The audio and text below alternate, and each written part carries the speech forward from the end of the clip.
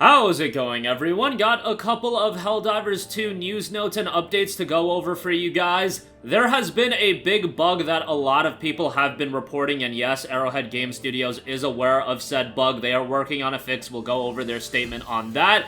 A lot of us are talking about potential things that could be added to Helldivers 2, especially now that the server woes have been pretty much alleviated. I don't want to push the cart before the horse, but I'm pretty comfortable in saying that. I know some of you guys have had issues, but nonetheless, now we're talking about content and upcoming possible changes and updates. One little update that was noted by the CEO on Twitter sounds incredibly compelling. We'll talk that. A little bit of an update as far as how the mission works, as far as the red progress bar for the challenge that's going on. They mentioned something in their Discord that you should be aware about for those of you screwing everybody else over, so we'll talk about that. And a lot of discussion around DLSS and Helldivers 2.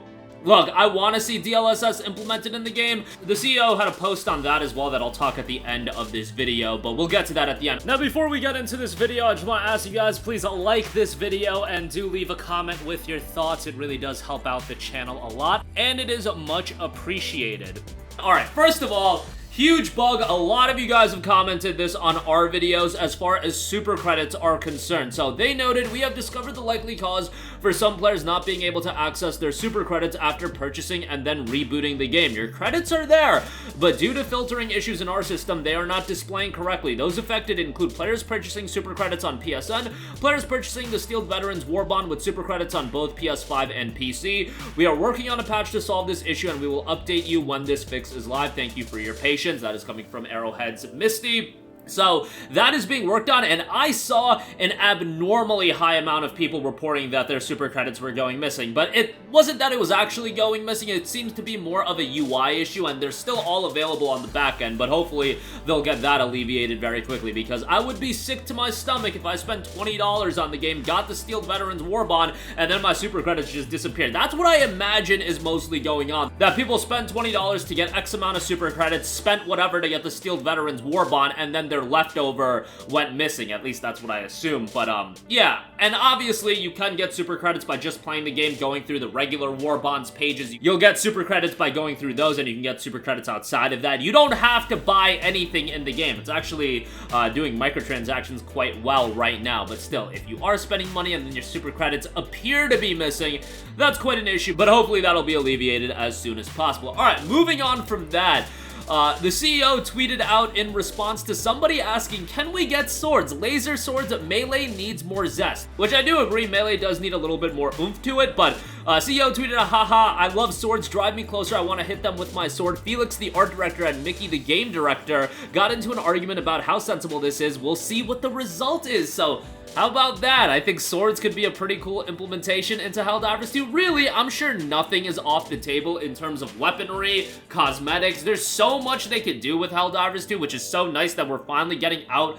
of the server woes, because now we can actually discuss about what the future of this game can be, because as much as live service does scare some people, when live service is executed correctly, you see brilliant games come to fruition, and Helldivers 2, I would say, is a brilliant execution of the live service formula, and a game that, when you spend your $40, you're already getting a quality level of content, but you can see, just at a fundamental level and a foundational level, there's a lot of room to expand. There's a lot of room to grow with Helldivers 2, and I'm not saying that they're offering you an early access game. I don't think Helldivers 2 is that. I actually think the content in the game is fairly robust. I did see somebody, I forget where it was, complaining that they had completed all the content in the game, and said, quote, I finished all the content in under 100 hours, as if less than 100 hours of gameplay for a $40 game is something to scoff at. Like, I think sometimes our expectations are crazy, but even if you did spend 100 hours, there's gonna be content constantly rolling out, and the battle for Super Earth will never end, so yeah, that's how live service works. But I'm sure that person was a troll, just like the person that was suggesting the nationalistic elements of the game to be toned down as well. But I digress. As far as swords are concerned, seems like that's on the discussion table, as are cosmetic color changes, and I'm sure so much more is on the discussion table as well. Okay, so this is coming directly from the developers. As far as how the missions are structured and the progress bar, somebody noted on their Discord, I'm confused by the progress of these defense operations. Does failing an operation increase the automaton's red progress bar? Does quitting the op after one mission, like a lot of people do, increase the red meter? And how much does completing an op actually impact the blue defense meter? Somebody from Arrowhead responded, yes, quitting after only half the op counts as a loss for Super Earth. So if you're quitting, during the operation, maybe stop doing that, because if we ultimately want to finish this up, you're gonna continually add L's to Super Earth. So yeah, maybe don't do that. This is mostly happening because there are people that are farming certain mission types and want to farm certain mission types, so keep that in mind as well. And then there has been a lot of discussion around DLSS. So DLSS, for those of you that don't know, is something that's available on PCs for NVIDIA graphics cards. It's very nice technology, deep learning super sampling. It allows older hardware to essentially run newer games with the utilization of AI. It's very much out of my pay grade, but I've utilized DLSS in various games, and some games greatly improve your performance. It varies from game to game as far as how well the DLSS is implemented, but wanting DLSS in Helldivers 2 definitely makes a lot of sense. And somebody tweeted at the CEO, DLSS would help a lot of older PCs play the game. That's generally what DLSS is for. That's the way it's most effective, especially because, to be honest, the render scale doesn't do much,